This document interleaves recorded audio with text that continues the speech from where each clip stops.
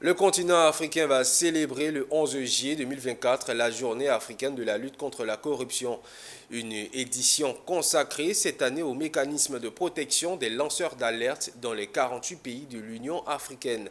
En Côte d'Ivoire, c'est donc l'occasion pour la haute autorité pour la bonne gouvernance de faire un état des lieux des dispositifs de protection de ces personnes et des avancées enregistrées par le pays ces dernières années.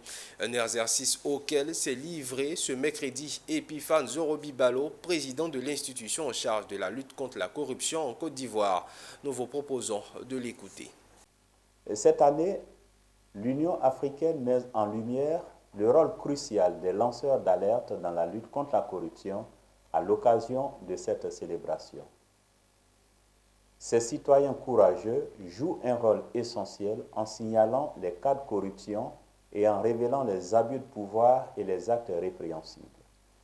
En célébrant la journée africaine de lutte contre la corruption, sous le thème du mécanisme de protection des lanceurs d'alerte, l'Union africaine souligne son engagement envers la promotion de la transparence, de la responsabilité et de l'intégrité à l'échelle du continent.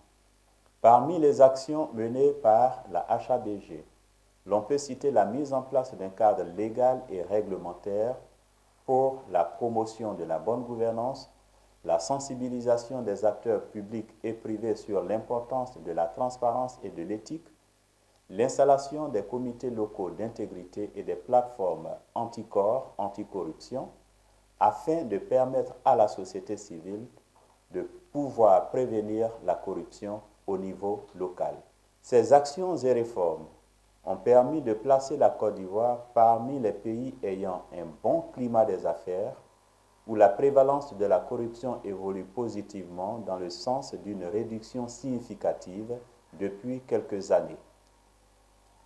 En effet, selon l'ONG Transparency International, le score de la Côte d'Ivoire est passé de 27 sur 100 en 2012 à 40 sur 100 en 2023, avec un rang de 130e à 87e sur 180 pays évalués, ce qui constitue l'un des progrès les plus significatifs au cours des 10 dernières années en Afrique dans l'indice de perception de la corruption.